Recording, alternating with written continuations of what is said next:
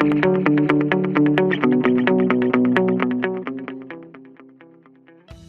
everyone, welcome to another interesting and informative session of the Analyst brought to you by Vajiram and Ravi. In today's session, we will discuss 7 important articles as featured in the Hindu and Indian Express for your comprehensive understanding of the current affairs explained to you in the easiest language possible. The topics are as follows. From your analysis section, which also provide you the much important avenue to actually practice daily answer writing, in the first topic we'll try to analyze the various issues which are kind of hampering the pharmaceutical industry of our country and what is the advantage which is being offered by the Bio E3 policy push. Then in the second topic, we'll try to analyze the various advantages which the recent summit of Shanghai Cooperation Organization can bring for the geopolitics of our country.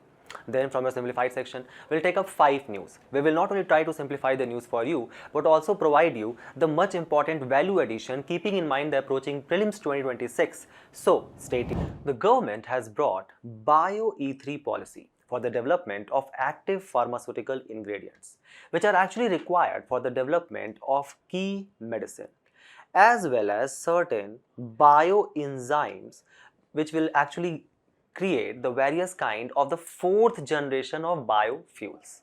The kind of the push which is being provided by the government forms an important component of your GS2 paper under the larger theme of government policies and intervention.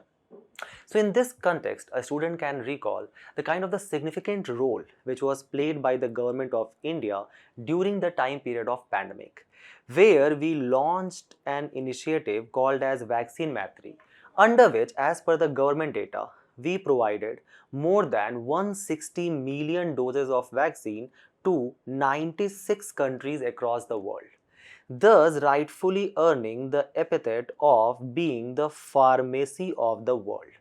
So today we will start our discussion by assessing this claim by the government of India that our country act as the pharmacy of the world. So in the last 5 decades, the pharmaceutical industry of our country has significantly evolved and thus emerged as a kind of a very important sunrise sector, which is also reflected in the today's article, which highlights that how our pharmaceutical industry's advancement in biologics, specialty generics and AI-driven technologies are actually redefining the healthcare solutions worldwide. Thus, as per the data provided to us by the Ministry of Commerce, the pharmaceutical industry of our country is currently the 3rd largest in the terms of volume of production of the various kind of vaccines, generic medicines, biotechnology equipments, and we rank 11th largest in the terms of value. Keep this in mind that after China, India is also the 2nd largest supplier of various kinds of pharma and biotechnology professionals in the world as well, a concept which we also term as called as brain drain. Similarly, in our country, there is currently running more than 3,000 pharmaceutical companies, and we have more than 10,500 drug manufacturing facilities as per the recent data available to us of the year 2024. The production which is being incurred by these manufacturing facilities is actually generating, and thus we account for almost 20% of the global supply. So for example, 40% of the total generic medicine which is required by the USA comes from our country. It is sourced from our country. Or for example, 70% of the vaccines under the global immunization program of World Health Organization is sourced from India itself. Thus, our country produces more than 60% of the global demand for vaccines, and we sell pharmaceutical to more than 200 countries. Also, because we hold the highest number of United States Food and Drug Administration's approved kind of drug manufacturing plants outside USA, the contribution of this pharmaceutical industry in our total exports is around $27 billion by the year of 2024. As you guys can see here, in a specific month, if we compare in the month of July 2023 to the month of July 2024, the export of India's drug and pharmaceutical actually increased by more than 8%. Thus, the projection is that by the year of 2030, the pharmaceutical industry will be contributing to around $130 billion of exports. And by the year of 2047, it is going to become a $1 trillion industry. Thus, a very integral component of the idea of Viksit Bharat, or when we are going to become a kind of a developed nation, where we are going to have a 30 trillion economy by the year of 2047. However, this kind of huge market potential which you guys are eyeing right now is actually hindered by various challenges. The first and foremost challenge which is actually faced by the pharmaceutical industry of our country is actually the production of contaminated and substandard quality of drugs and medicines. So a regular student of initiative can actually recall how we have discussed this earlier as well, that back in the year of 2022, when India actually had to face a kind of a humiliation at the global platform because of the production of such substandard cough syrup. The cough syrup which was actually produced by an Indian company, and that was basically or kind of resulted in the death of more than 70 children from a West African nation called as Gambia. The humiliation was up to such a level that World Health Organization actually had to declare a kind of a medical product alert for this cough syrup which was produced by an Indian company. Just look here how recently the US FDA has actually kind of cited kind of cautions against Indian pharmaceutical manufacturing plants by telling them how they have absence of any kind of written procedures or they lack any scientifically sound laboratory controls, or for example the procedure for sterile drug products are not established or well written or followed. There also exists the issue of lack of training and education for the employees who are actually engaged in this manufacturing process. So the question which shall arise in your mind at this stage is that why? First of all, foremost, we are basically arguing that India is the pharmacy of the world. The second highlighted point is that how we are basically producing contaminated and substandard drug. Why this issue arises? So the first reason is the issue which actually prevails within the Drug Cosmetic Act of 1940. So when we are saying that we have more than 3,000 pharmaceutical companies, very few of them are actually big caps company like for example Cipla, Biocon, Dr. Reddy's Lab, etc. Majority of them are actually small, micro and medium enterprises where there actually exists a large scale informal workforce. So for example, first of all, if such kind of calamity which occurred in Gambia, if that kind of tragedy occurs in our country, it is very difficult for us to actually set up responsibilities at such multiple channels. So let's say for example, there is a company. The company is producing a certain kind of chemical or active pharmaceutical ingredient which is actually required to make the drug, and this drug is being made by the company B. Then let's say there is a company C which is actually creating dissolved tablets under which this drug is actually stored, and then you guys actually drink it or eat it. And then ultimately there is a company D which is actually responsible for the packaging and the distribution of this drug across the various market channels.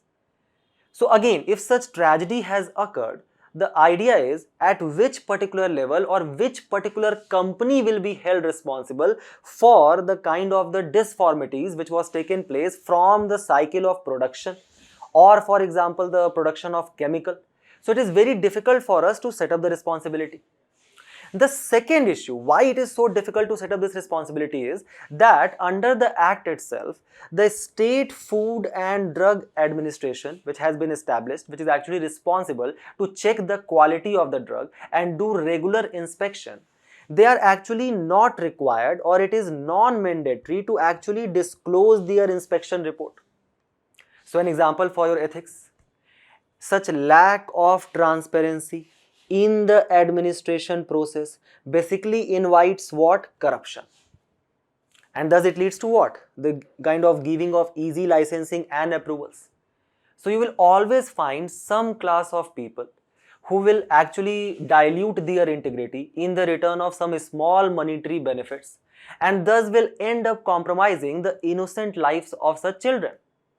And also, because these officials act as a kind of a face of the state, the representative of the state, they also end up violating the Article 21 of the people, which is right to dignified life.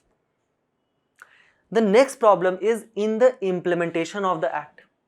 So for example, the Drug Cosmetic Act 1940 says that for every 50 manufacturing units, for 50 MU, there shall be at least one drug inspector. Or for example, per 200 pharmacists in our country, there shall be at least one drug inspector. But if we refer to the data which has been provided to us by the Central Drug and Standard Control Organization, CDSCO, this ratio is actually more than 200 manufacturing units. So there is one drug inspector per more than 200 manufacturing unit. There is a huge shortage of appointment of such drug inspectors.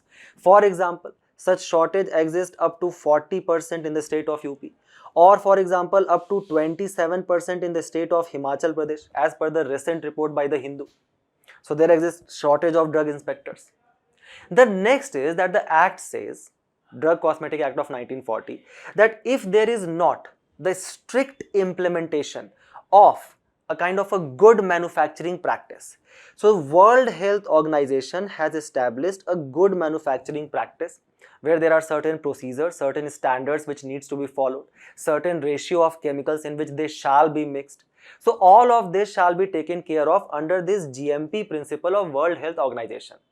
The act says that if such practices are not being followed, then there can be strict penalty and prosecution of such manufacturing units which shall take place. However, such penalty for non-implementation of GMP is completely absent at the grassroots level. Look at the data provided to us by the again CDSCO itself. It tells us that how in Uttar Pradesh 900 inspections were done. There were 0 non-compliant units at all. So basically every person or every manufacturing unit in UP is not doing anything wrong at all. Or for example, a kind of an opposite case which took place in Telangana. 16,000 inspections, 3,800, more than that, non-compliant units. However, the prosecution which is done is 0%. So this is another issue. Then because of this, if we kind of move from the bottom to the top level, there also exists the issue of multiple regulation. So for example, let's say there is a drug manufacturer and this drug manufacturer wants to export its product, its pharmaceutical product. So for that purpose, the licensing which is required, he can get that from the state government. So he can get the license from the state government and start exporting its product. Let's say for example, the port of Mumbai in the state of Maharashtra. However, the kind of the regulation to actually control the good quality of such drug lies under the control of CDSCO. So there exists a kind of a conflict between the state government officials and the central government officials. Issue of multiple regulation. And if a tragedy occurs, they will start passing the bucket of blame to each other. Second, the companies, they indulge in obviously the idea of profit maximization. So let's say for example, there is a company A which has created a very essential or critical drugs or a medicine for cancer. Then the first thing which this company will do, that they will basically buy the intellectual property rights for this medicine under the Patent Act of 1970. So after doing that, obviously the company has kind of established a monopoly in the distribution market. And thus they can actually charge hefty price for such essential drug. So that basically leads to high out-of-pocket expenditure for a patient. Then for further profit maximization, various such companies are actually selling unapproved drugs, the drugs which are not yet approved by CDSCO. And why such selling of drug is actually taking place? Because of the prevailing medical illiteracy in our country, where instead of going to a doctor and taking a prescription for any kind of disease which we face, the Indians, again, first issue is obviously the prevailing poverty. We cannot afford the hefty charges which is charged by the doctor. You visit them once by a mistake to just take, let's say for example, a small prescription, they will charge you a whole pocket money of your month. So what you do, you say, okay, instead of going there, let me go to the counter medicines. and you don't even check the authority of the medicine which you are taking, the kind of the validity of that, leading to what? Selling of various unapproved drugs. So if we refer to the World Health Organization report of 2023, it tells us that how 75% of the health expenditure which is incurred by Indians is in the nature of out-of-pocket expenditure. Only 25% comes from some government scheme, some government insurance, like for example Ayushman Bharat. More than 50% of this out-of-pocket expenditure is actually done on pharmaceuticals, not in surgery or treatment. Then more than 4% of the personal disposable income is actually spent on medicine. Also, most of the high price medicines are actually found only in the private market, and thus the World Bank states that because of such high out of pocket expenditure, because of the high cost of such essential drugs, it is basically kind of pushing 10 million people worldwide into poverty every single year. And this issue becomes much more challenging for our country because we are facing demographic winter. So if we refer to the national policy on older people 1999, it tells us that any person who is aged more than 60 years is considered to be an elderly person. So sorry to all the viewers if any one of you is more than 60 years, right? I am not saying that you are old. National policy on older people 1999 is saying that. So if we refer to the data provided to us by the World Population Report 2023, it tells us that how by 2024, 10% of our population was above the age of 60 years. Also, this population is further going to double by the year of 2050 itself. At the same point of time, if you refer to the kind of the poor nutrition which the woman faces, what we were discussing in the last lecture, or the kind of the poor healthcare system which exists in the women for our country. So the point is that in this old age people, there exist 42 million more women than men in the age group who again by that time are facing various kind of non-communicable disease, cardiovascular diseases, the issue of obesity. And if they want to kind of get medicine for such kind of disease which they are facing, the problem is that 22% of this elderly population actually faces poverty and 19% of this elderly population doesn't have any source of income at all. So from where they will actually kind of afford the high out of pocket expenditure on these pharmaceuticals. Then the major issue which is highlighted by the today's article is that how we are overtly reliant on China, our dear neighbor, which we are going to discuss in the second topic as well, for the pharmaceutical products, specifically for active pharmaceutical ingredients. What are these APIs? APIs are basically those important chemical formulas or the pharmaceutical ingredient which act as a kind of a main raw material in the medicine. Just look at the data here that how India actually imports 80 to 85% of its API from China. And these APIs basically accounts for 10% of our total 80,000 crore pharma market. And why most of the Indian companies are actually importing API from China? Because of 15 to 20% lower cost. So the various, let's say for example, if we have 90% reliance on essential antibiotics like for example penicillin, azithromycin, then the reason for this reliance on China is the cost efficient production by China, the various government subsidies which is provided by the China government to the various pharmaceutical companies there, as well as the strong infrastructure which they have. In comparison to that, our industry may also try to create such a strong pharmaceutical production units in our country, but they failed. Why? High cost, various kind of regulatory delays, as well as the infrastructure gaps which exist in the supply chain. And such over reliance, what impact it has? So for example, it leads to supply chain vulnerabilities, where for example when pandemic took place and China basically stopped any kind of export of such APIs, thus the medicine cost in our country that actually increased very significantly, thus leading to price volatility in our market. And such dependency risk also leads to reduced export competitiveness of our products, because first of all, when we are saying we are the pharmacy of the world, to make that medicine, generic drug, we actually require APIs, and for that we are actually reliant on China. So let's say, for example, if such one black swan event take place in the future and China and India goes into the war, God forbid, the point is that the kind of the reliance which we have on China, it can significantly kind of impact our export of pharmaceuticals as well. Thus, taking the cognizance of this, there are various steps which has been taken by the government of India. First and foremost is the government brought production linked incentive scheme for complex generics and high value added medicine, where the government said that we are going to provide you 5 to 10% of the incentive on the incremental sale of your pharma products if they are produced within the boundary of India. The PLI scheme, like kind of a hose review, was also appeared in your mains paper this year. Then the government provided 100% foreign direct investment through automatic route. The government is creating various bulk drug parts for creation of a specialized industrial zone to actually cater the export of these pharmaceuticals. The National Institute for Pharmaceutical Education and Research is also conducting advanced research in biopharma and repurposed drugs. Keep this in mind, it will come handy in the next slide. Then the CDSCO, it has said, or it has kind of established a kind of a more centralized control over the standard and the quality of generic drugs, where it is saying that any such pharmaceutical company, if it wants to export its product, let's say to Gambia now, and you are creating a cough syrup, now you require a no objection certificate from the zonal office of CDSCO itself.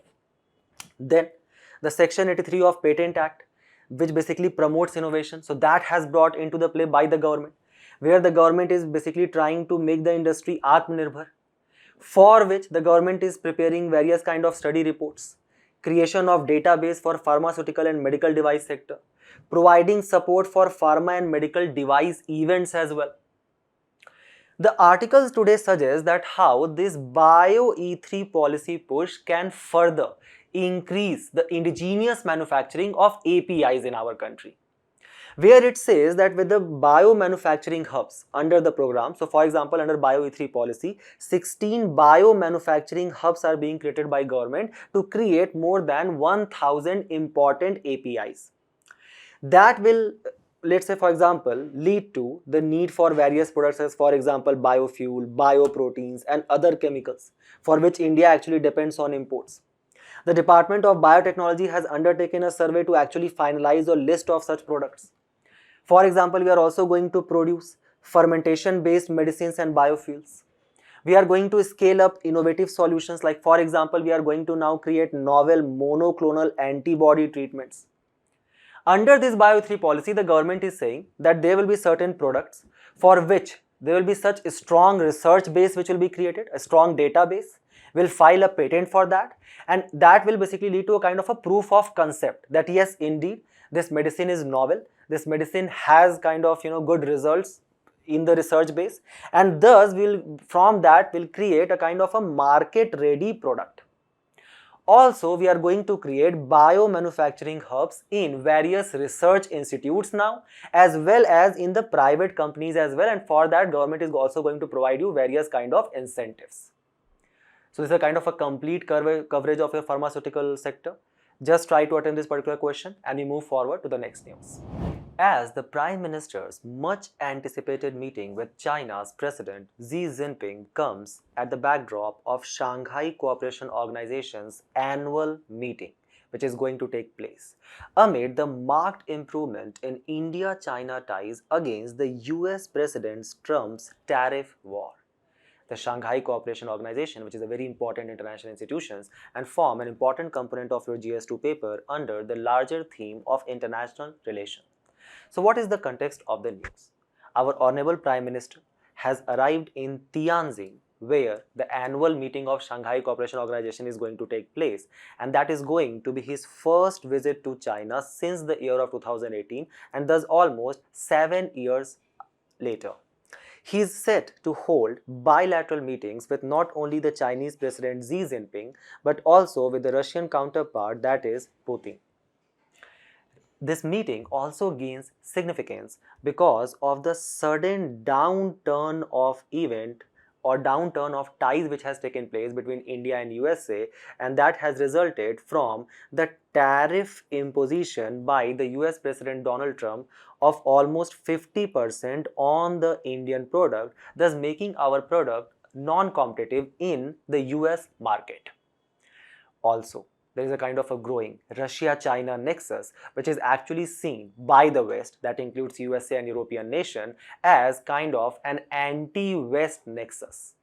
So if India is going to now grow ties with Russia and China, India will also be looked as a kind of an anti-West stand, and that is something which is basically the kind of 25% tariffs which are actually being imposed on our products is actually being stemmed from the fact that India is purchasing a lot of oil from Russia, which has actually become our largest oil supplying partner. The idea is that this meeting also holds significance because it is going to be the largest SCO meet to be held till now, which will be attended by more than 20 plus head of states. And India's Prime Minister and China's President Xi Jinping are now going to meet for second time after the recent BRICS summit which took place in Kazan. The grouping also holds significance because it is considered as the major counterweight to the Western dominance. The Western dominance which is imposed by organizations like North Atlantic Treaty Organization or grouping of 7 called as G7, or for example various Bretton Woods institutions like World Bank, IMF, etc. And then yes, there is obviously a kind of a great prospect of creation of SCO free trade zone, which can significantly have positive impact on India's trade in the region, and that is being considered as a kind of a long-term utopia. So in this context, let's first try to understand some factual details about the Shanghai Cooperation Organization, which is a Eurasian political, economic and international security organization, which was created in the year of 2001 and India joined in the year of 2017. Thus, India is not considered as the founding member of the Shanghai Cooperation Organization, which actually derives its origin from Shanghai 5. Which are the countries? The countries are Ruka, Tha, China, Uz, Ki, Pain. These are the first 8 countries. Recently, 2 new countries has joined. One is your Iran, and Belarus joined in the year of 2024, thus making it a grouping of 10 countries. Russia, Kazakhstan, Tajikistan, China, Uzbekistan, then your Kyrgyzstan is there. So 4 Central Asian countries are there. Pakistan as well as India. Remember that there also exist 3 observer states like for example Afghanistan and Mongolia, which actually wants or seeking the permanent membership in the group. As well as there are various dialogue partners like for example Nepal, Sri Lanka, Myanmar, etc.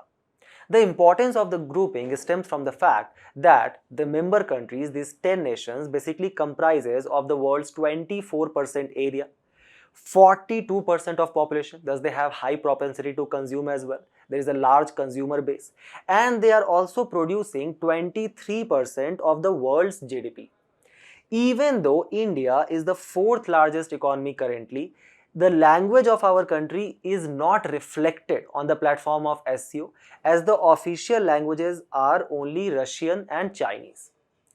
Now, the highest decision-making body of the Shanghai Cooperation Organization is the head of the State Council, which actually meets annually to decide on the various kind of important decisions which shall be made. The one such decision which was taken to actually establish the organization as a kind of a security organization was creation of regional anti-terror structure. Remember that this act as a kind of permanent organ of the SCO, and this basically includes to kind of weigh various kind of threats or 3 important evils. The 3 important evils which are included are your cross-border terrorism, separatism, as well as any kind of religious extremism. Also, remember that there is no such permanent headquarter of Shanghai Cooperation Organization. However, there exists a kind of a permanent headquarter of RATS, and that is in Tashkent, Uzbekistan. So when we have understood what is SCO, and in this particular meeting, of SCO, on the sideline of that, when India's and China's premium are going to meet, they are basically going to discuss on certain important issues which are being kind of hampering India-China relation. And the first and the most painful aspect of that is actually the trade deficit which is being incurred by our country. So even though the kind of India and China trade has significantly evolved in the last 2 decades, the trade gap is significantly or quite highly tilted in the favor of China. For example, as per the data available to us of the month July 2025, India imported around $113 billion goods worth from China, while we exported only $14.25 billion to them, thus incurring a trade deficit of $99 billion in the year of 2024. Remember that this trade deficit has almost grown 100 times in the last 2 decades itself. And the total trade deficit which we incur in all the trade which we do stands at around $283 billion, as per the report which has been provided to us by the Global Trade Research Institute. Of this $283 billion, 35% of total trade imbalance actually comes from the China's trade deficit itself. The point is that just like, for example, how the Joker asked to the Batman, why so serious? Why such trade deficit is such big concern? Because India is trading, let's say, in the amount of $1.7 trillion a year. If we are incurring, let's say, for example, 10% of trade deficit from that, why there is such a big issue? The issue is because this trade deficit with China is not only large, but it is also structural in the nature, where China has created a kind of a critical dependence of its product in our market. For example, if we refer to the pharmaceutical field, we are basically 97% supply of erythromycin, which is a very important active pharmaceutical ingredient in the field of antibiotics, comes from where? China. If we talk in the field of electronics, so let's say, for example, at one point of time or at one place, we are basically patting your back that we have become, let's say, for example, the second largest manufacturer of mobiles in the world. Very good. But to manufacture that mobile or to just assemble that mobile, we are basically procuring 86% of flat panel displays or 80% of the laptops from China itself. When we are saying that we are going to become a net zero country by 2070, or for example, you see the kind of the impetus which is being put upon the renewable energy, the Panchamri target which we have taken. To actually achieve all of that, 82% of the solar cell for your Pradhan Mantri Surya Ghar Muft Bijli Yojana, or when we are saying that okay, we are going to promote electric vehicles, 75% of lithium batteries are actually being sourced from China. Thus, we are basically creating a kind of a dependency on the products of China, the raw materials from China, which are basically critical not only for our energy security but also for our export. For example, just see here, India depends most on Chinese import for actually producing its own export. So when we talk about the foreign value added contribution to each country to India's export, almost 35% of our export relies on the kind of the raw material which we are importing from China.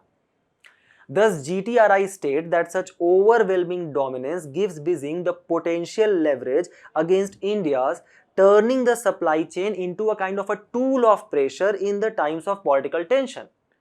So for example, even when we are facing kind of border conflict situation with China, you guys can recall the Galwan Valley clash which took place, we were unable to kind of diversify our market or kind of reduce our import dependency on China. And what is the impact of such rising trade deficit? Because in the time of, let's say, for example, geopolitical tension, China can actually target our manufacturing sector as it did in the time of Galwan Valley clash, where it actually delayed the supply of some critical machinery which was required for the foreign company industries in our country, like for example, Apple and Foxconn. Thus, first and foremost, such cheaper Chinese product, they are actually hurting the local manufacturers of our country. So our government is saying that okay, it has set a target of 25% by 2025. So India is saying that 25% of the contribution to GDP will come from the manufacturing sector by the year of 2025.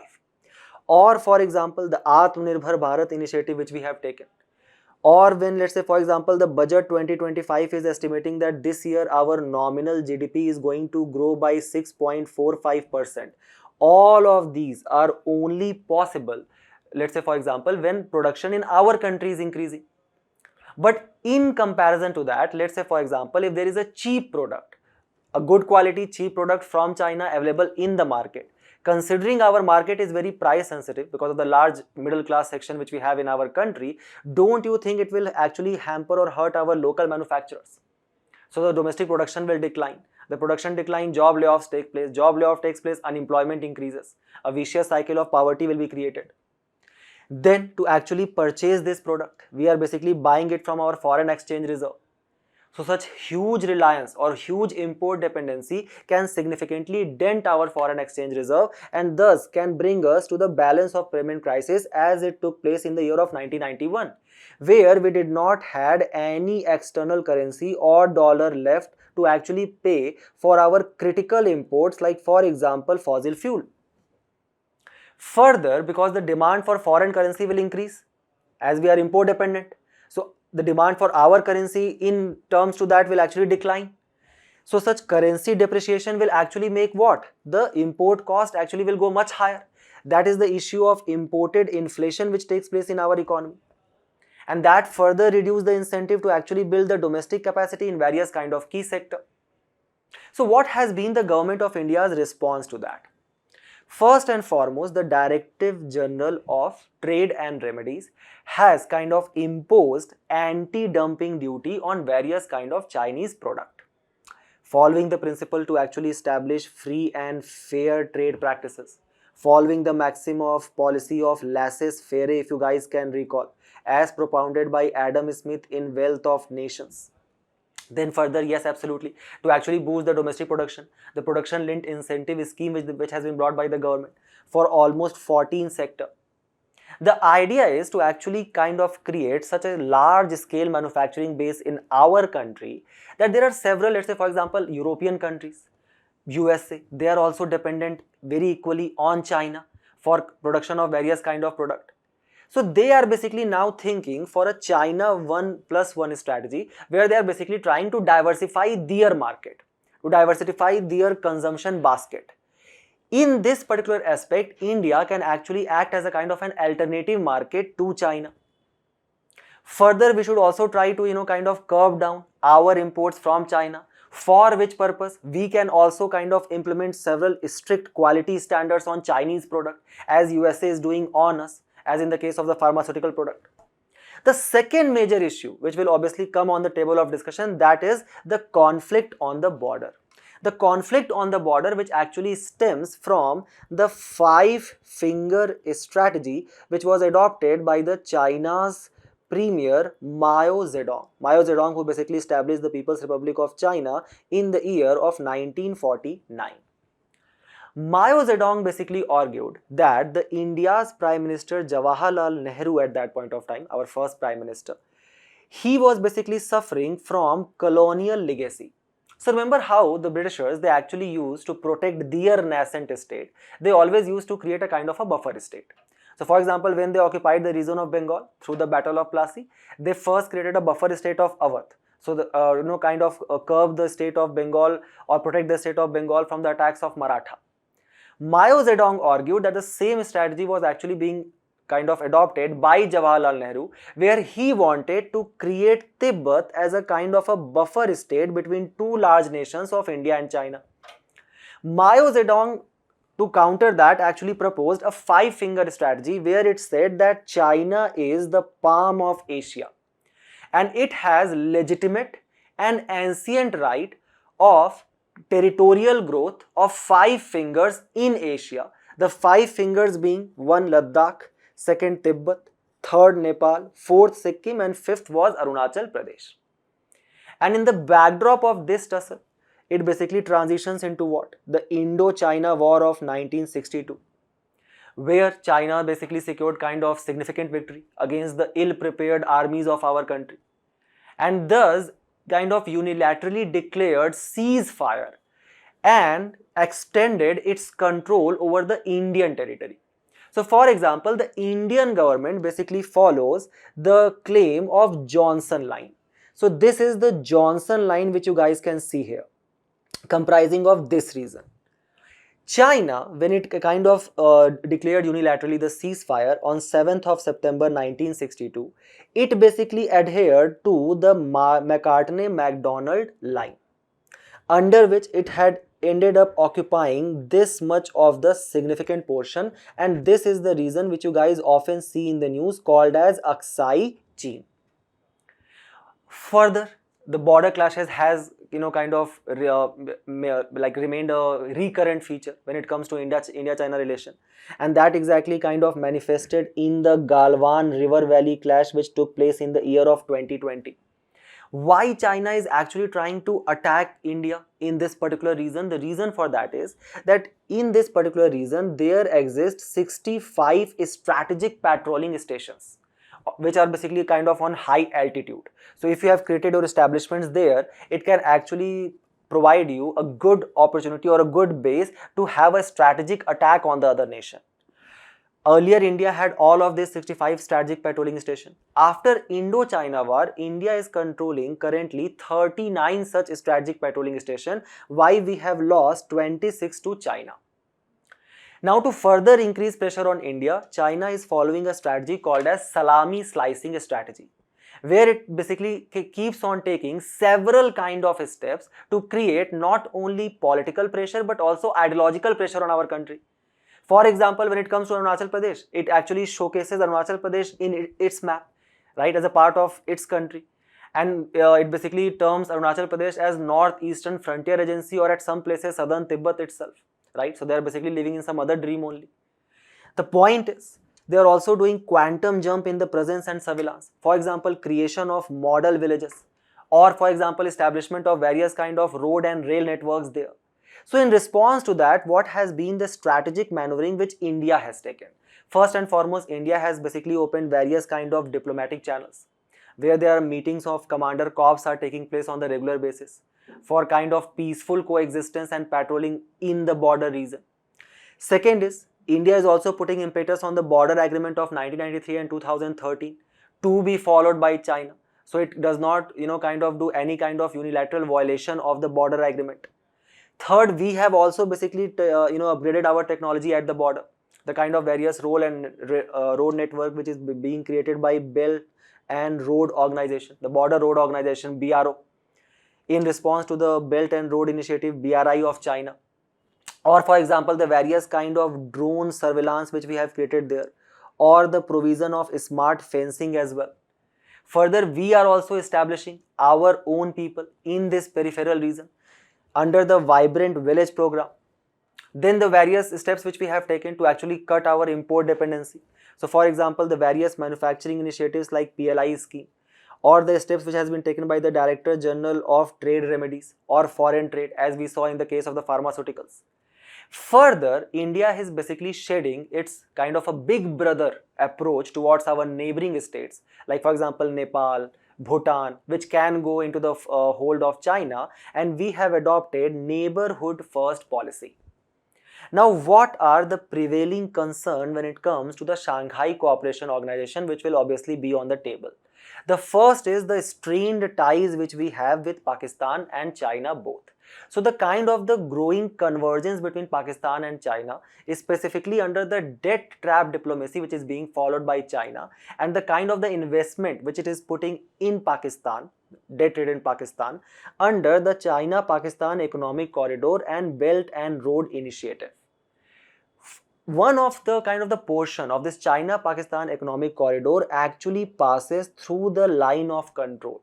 So let's say for example, if tomorrow India ends up occupying the kind of the illegally occupied region by Pakistan, the China will go to United Nations saying that it is also one of the claimants or one of the party in this particular dispute. Why? Because it has infrastructural investment in this region. Second, the whole purpose for which the RATS was created, that basically kinds of toned down because of the failure to curb state-sponsored cross-border terrorism. The recent attack of Pahalgam which took place, in response to which we basically launched Operation Sindoor obviously. Then with the joining of Iran on which USA has put a lot of sanction. Russia is there, which is fighting against Ukraine.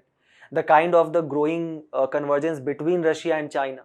The grouping is basically terming itself as a kind of an anti-West grouping, and that is also one of the major concerns for our country. You guys can see that in the recent sanctions by USA on Indian products because we are buying the Russia's oil, the growing Russia-China nexus.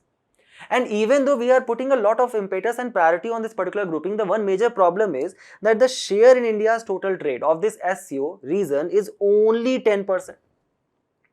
So what can be the way forward? What is the opportunity which lies ahead? The first and foremost is to connect the Central Asia policy and make it a main theme of SCO. So when the Central Asia, basically the 4 important nations of Central Asia are part of SCO, it provides a great opportunity for our country to use these Central Asian regions to actually reach to the market of Europe. Then we can also try to introduce national currency payment for mutual trade. We can actually end up reviving the Turkmenistan, Afghanistan, Pakistan to India gas pipeline around 1800 kilometers long for the purpose of natural gas. So that can be one of the things which can be brought by India. Further, we need to actually strengthen our RATS, right? The RATS structure to actually ensure the strict provisions for security. And ultimately, the secure initiative which was launched by our country on the line of to promote the security in the region, economy of the region, culture of the region, that shall become the kind of the main tagline of SCO itself. So keep these particular steps which shall be taken by our country in the mind when you are writing the way forward for this question, and we move forward to the next news, where we are actually going to read a very important political initiative which has been taken by the government of Kerala, where it is basically considering to amend the Wildlife Protection Act of 1972. So a state government is considering to amend a central law for addressing specific challenges which is being faced by the state of Kerala to actually deal with the human-animal conflict. What Kerala is thinking, it is saying that we need to authorize the chief wildlife warden to permit any person by following certain procedures to actually kill, tranquilize or capture a wild animal if the animal attacks someone or causes serious injury, or if such kind of animal is found in a public place.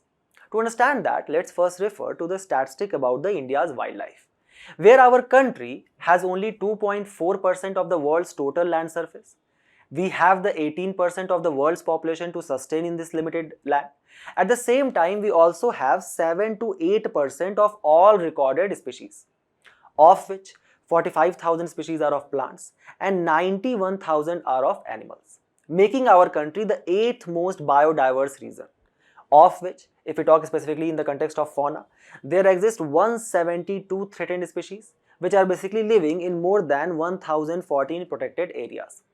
IUCN says that as India has a very limited land surface, the population of humans is increasing, the population of animal is increasing. By the year of 2070, we are going to become the global hotspot for human-animal conflict.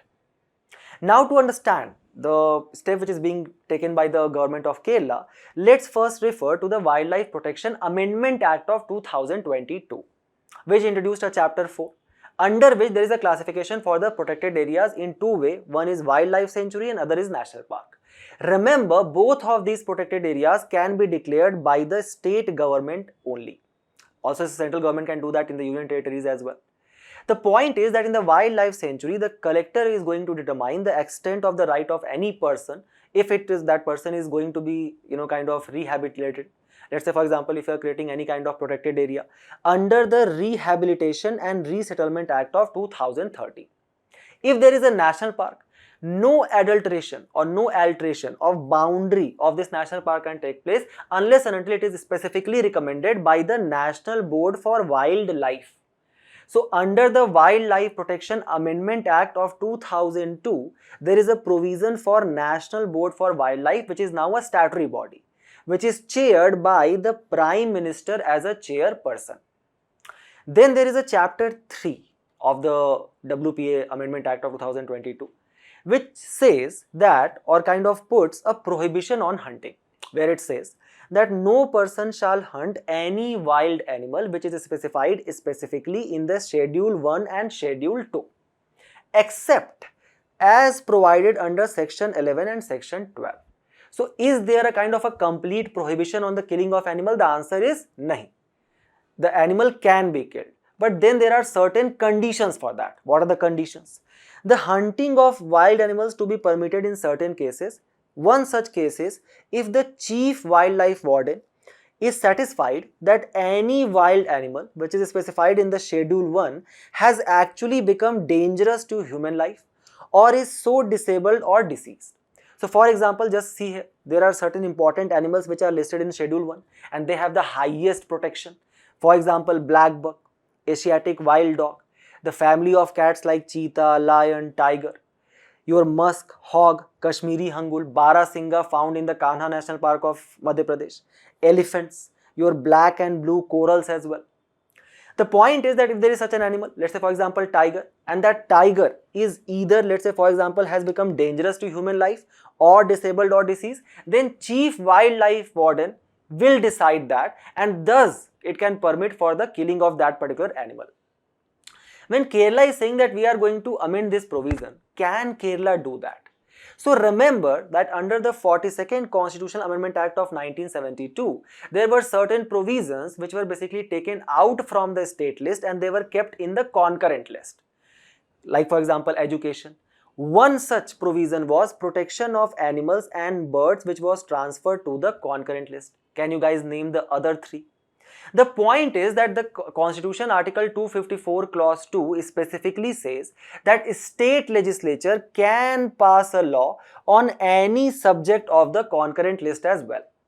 However, if you are going to bring an amendment which actually concerns the central law, WPA Act 2022, then in this particular case, you will also require the assent of the President for that particular bill under Article 201 of the Constitution. Remember these statements, very important for your prelims examination. Just look at this particular table. Also see the animals which are in Schedule 2, all the plants which are listed in Schedule 3, or for example, several kind of invasive species which are mentioned in Schedule 4. However, there are certain persisting issues in the Act. For example, it does not provide any specific provision for the increasing of the protection area. So even though we have more than 100 national parks or more than 560 wildlife sanctuaries, that whole protected area only constitutes 5% of the total land surface.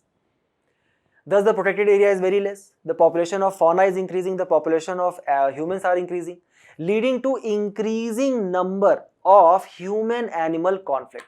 Just look at the human casualties due to the animal attacks. The reason for that is that 29% of the tiger population and 67% of the elephants actually remain outside the protected areas. Then earlier there was a classification of a specific vermin species, that these are the species which has become vermin and thus the killing of that animal was allowed. But now that particular schedule has been removed completely. Then the center is saying that if it comes to the invasive alien species, like let's say plant species like Lantana camara, then only center can regulate that. Further, the section 43 of the Act actually ends up allowing the use of elephant for religious and various purposes, leading to various kind of violation of animal rights. So what can be the steps which we can take?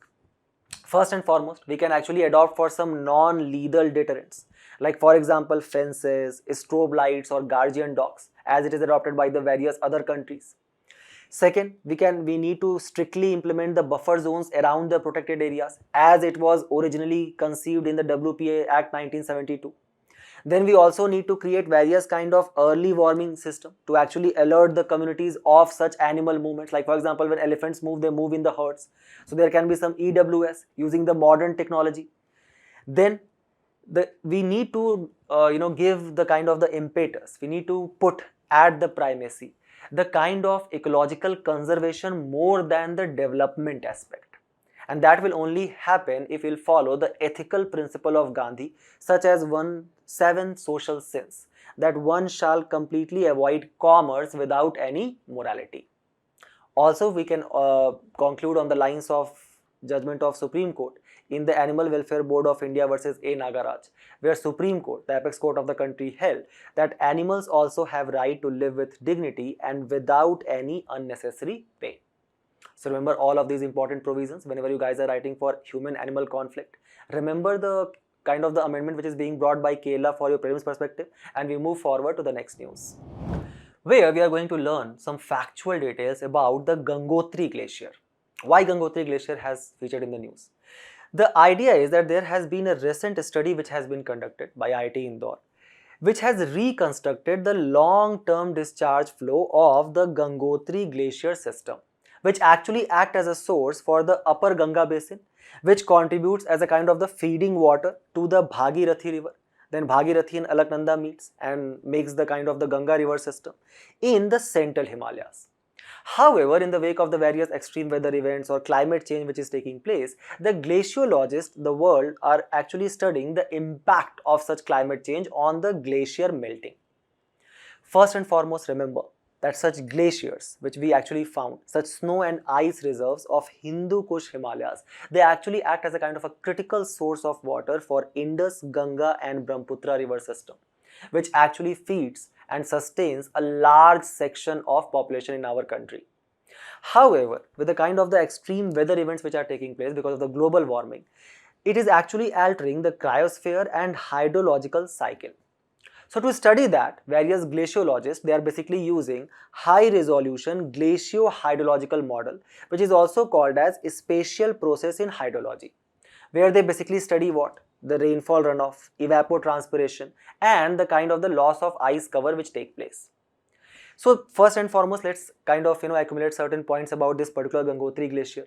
The Gangotri glacier, which consists of small glaciers like Meru, Raktavaran, Chaturangi and the largest glacier being Gangotri itself. This Gangotri glacier system covers an area of 549 km square, spanning at an elevation range between 3,700 meters to 7,000 meters. Almost 50% of this glacier system is actually glaciarized, or it contains the kind of the snow accumulation for more than hundreds of years, and that basically makes it a kind of a large boulders of ice which are sustaining there for a long period of time. It receives precipitation from two wind systems. One is the western disturbances during winter, October to April, and obviously the monsoon rainfall, May to September. The average seasonal rainfall is around 260 mm with an average mean temperature of around 9.4 degrees Celsius from the period of 2000 to 2003. However, just refer to this particular image which we have taken from NASA Earth Observatory, which shows that how the extent of this glacier was still here in the year of 1780. Just look at the kind of the glacier retreat till the year of 2001. So there existed 147 glaciers in this glacier system of Gangotri in year of 1971, which now have been declined to 37 glaciers.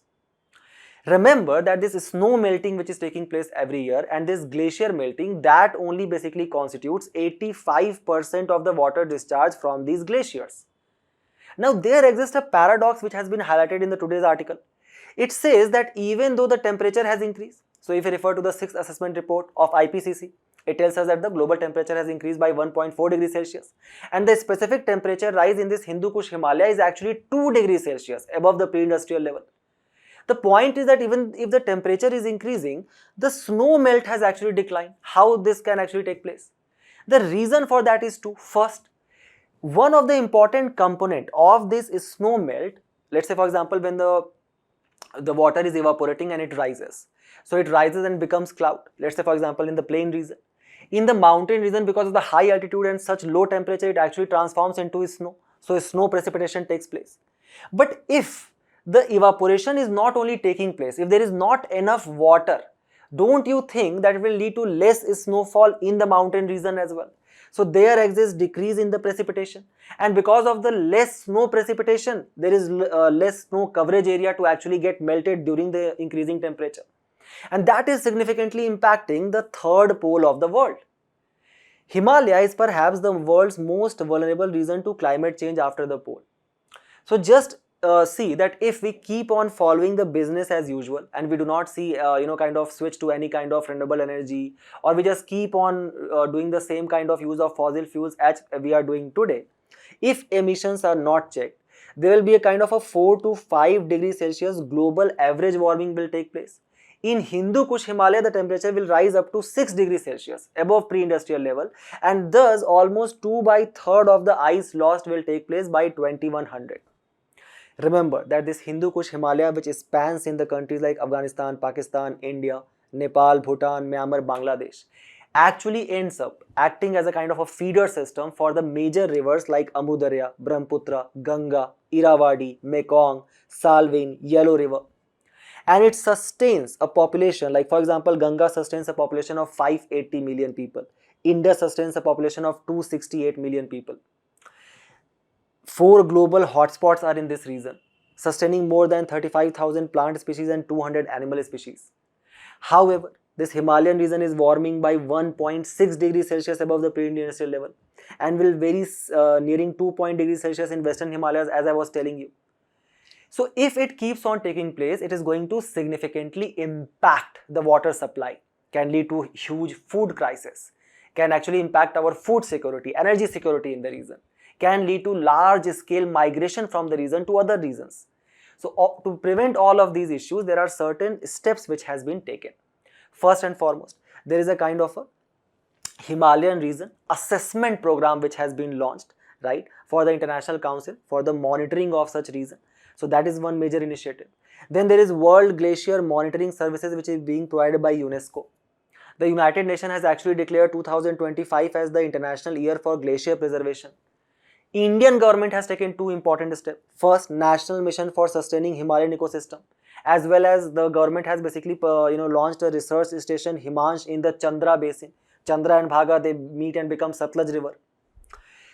What are the steps which we can take? First and foremost, actually including more community members in the preservation of the glaciers, to actually reforestation the area with use of native tree species, declare ecologically sensitive areas in this Himalayan eco belt just like how we are doing in the Western Ghat.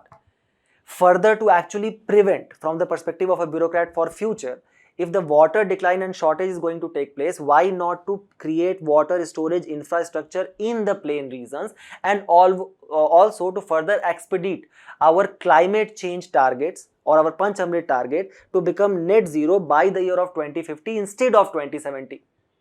So these are certain way forwards. Keep this in mind. We move forward to the next news, where an article has appeared which basically talks about the idea of Swadeshi in our country. So for example, on the 15th of August, when our Prime Minister was basically addressing the nation, he talked about launching Swadeshi 2.0, which was a kind of a social engineering to actually promote the people to use more Indian product. The article is basically has taken the context from that and talks about the idea of Swadeshi in the modern history period. So for example, the article starts that how before the implementation of 50% Trump tariff on Indian export, our Prime Minister repeated the message of Atmanirbhar and Swadeshi.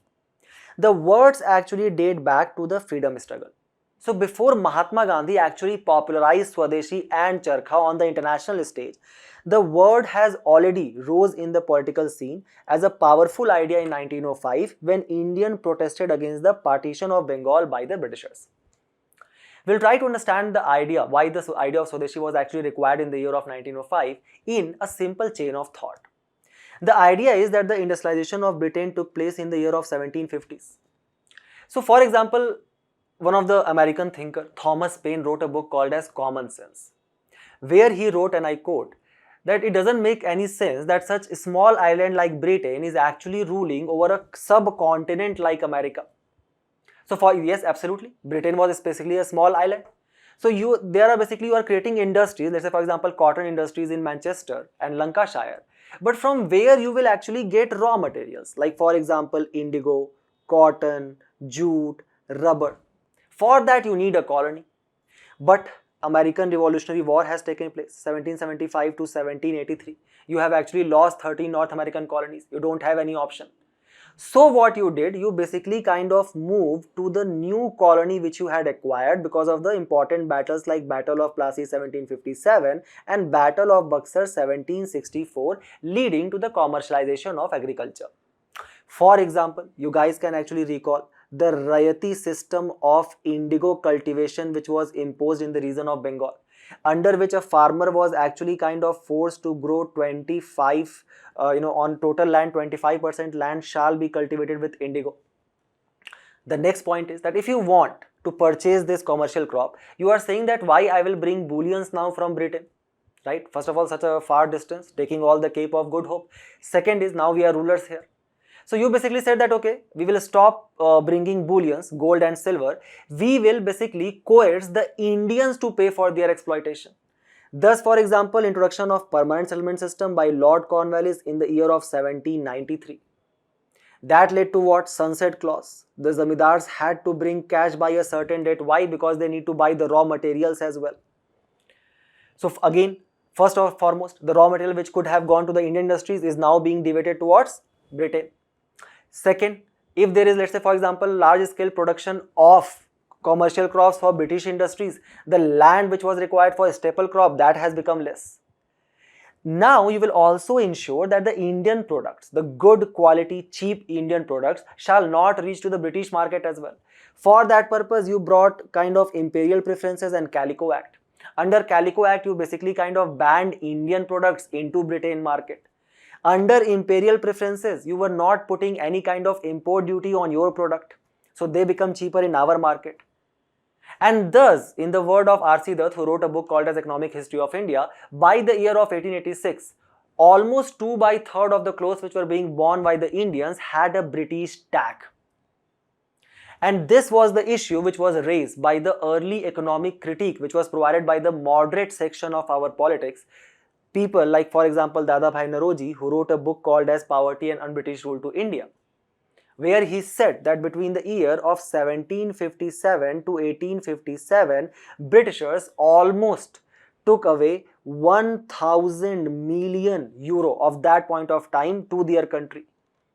Various such other criticism followed. Economic History of India by R.C. Dutt, Poverty Problem in India by P.C. Ray, Unhappy India by Lala Lajpat Ray. This critique became one of the important components to actually raise the demand to boycott the British goods during the Swadeshi movement. But remember, there was a Sikh reform movement called as Namdhari movement by Bhagwat Jawaharlal, which is actually considered as the first instance of Swadeshi in our country. Because when the Sikhs actually lost the second Anglo-Sikh war, right, the battle of Gujarat which took place, and that basically led to the annexation of Sikh Empire into the British Empire. The Sikh people at that point of time, they basically came to the conclusion that this has taken place. Why? Because of the loss of the cultural and traditional values. And one such reason is also the adoption of British product. So it was a call which was made by Bhagwat Jawaharlal, who launched a Namdhari movement, where he basically called upon the Sikh people to boycott the British goods altogether, and thus the impetus on the idea of Swadeshi. The same became the epithet during the Swadeshi movement, which was launched in the response of partition of Bengal by Lord Curzon. And the first such call was made on 7th of August 1905 in the town hall meeting, where the boycott for Manchester cloth and Liverpool salt took place. And ultimately, the formal declaration of Swadeshi movement took place in the Banaras session of 1905, which was presided by Gopal Krishna Gokhale, and then seconded in the Calcutta session of 1906, which was presided by Dadabhai Naoroji. Ultimately, the politics became defunct of our country because of the split which took place between the moderate and the extremist in the Surat split of 1907. The idea was then revived by Gandhi, specifically during the non-cooperation movement of 1920 to 22, where Gandhi actually held charkha as the symbol of resistance against colonialism. And he basically pointed, so what happened that Gandhi was basically visiting the region of Madurai at that point of time, and he was promoting Khadi. So the students of Madurai approached Gandhi. He said, okay, we are ready to adopt Khadi, but at the same point of time, there is one problem, that Khadi is very expensive.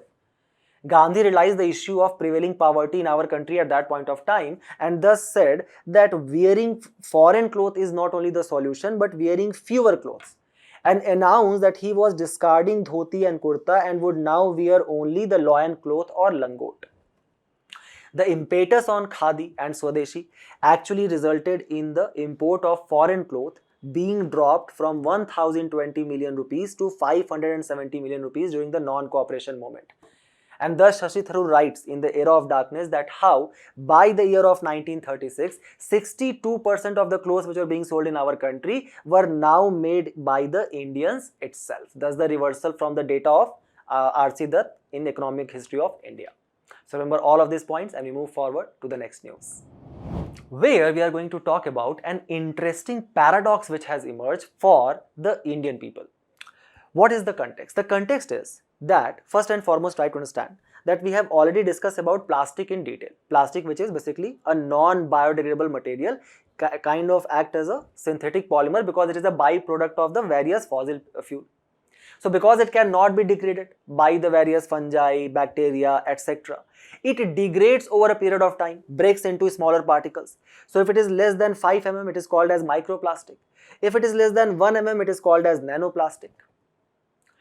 Now, the today's article suggests that these particles, these small particles, let's say for example microplastic, they persist for decades or longer and starts accumulating in water bodies and thus attract other pollutants like for example heavy metals, antibiotics, toxic chemicals. So these microplastics, they actually provide a sticky surface where a bacteria can thrive as well. And such surfaces can also host microbes carrying antibiotic resistance gene. This actually raises the fear that plastic waste will not only choke our ecosystem but will also help in spreading the antimicrobial resistance. How does that take place? Let's see. So we'll refer for that the Sundarban case study, which is also the world's largest mangrove forest, which actually receives 3 billion microplastic particles every day. So let's say for example there was some microbe and it came and it basically got stuck on the microplastic. And now on that microplastic it is exposed to various kind of antibiotics and metals. So for example there is a specific enzyme called as PETase, which is basically found in a kind of a microbe that is Ideonella sequensis, which is actually found to be capable to degrade polyethylene which is used in the bottle, but the same microbe is also showing resistance to various kind of antibiotics. What is antimicrobial resistance?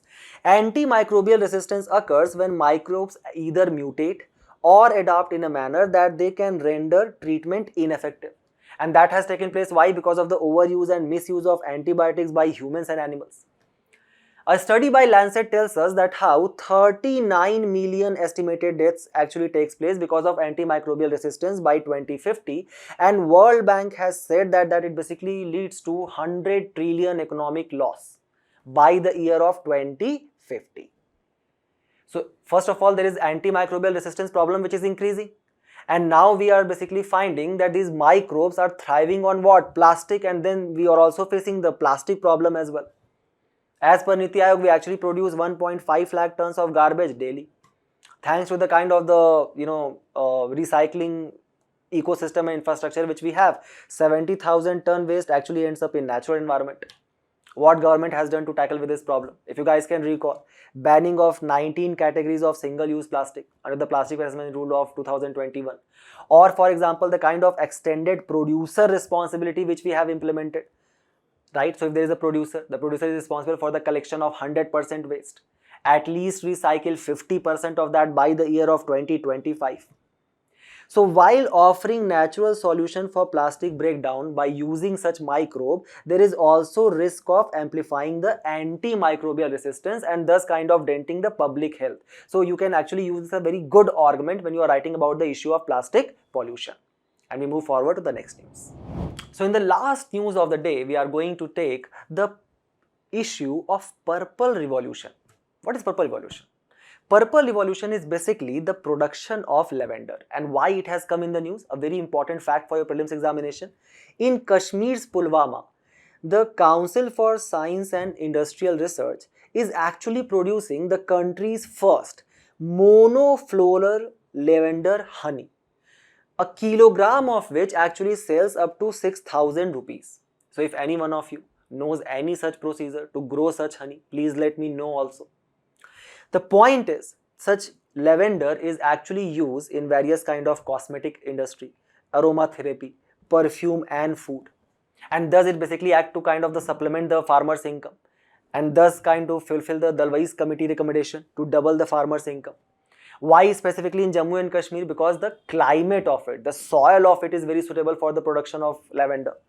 It is in the high altitude region, a kind of a temperate climate and a kind of a large scale fertile land and loamy soil which we get called as Kareva soil formation. That is the reason that why 70% of the economy, 70% of the people of the Kashmir is actually dependent on the agriculture. where they are growing various kind of crops like apple, saffron, almonds, etc.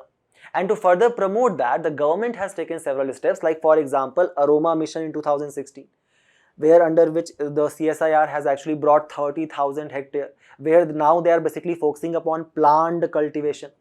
For that purpose, they have also pooled the land, and for promote the kind of cultivation of lavender among the Kashmiri farmers.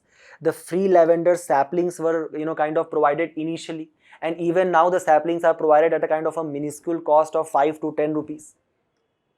And that has led to the kind of product diversification, where now the CSIR is actually kind of focusing to create India's first monofloral lavender nectar based honey, a honey which will be derived ultimately from these flowers of lavender.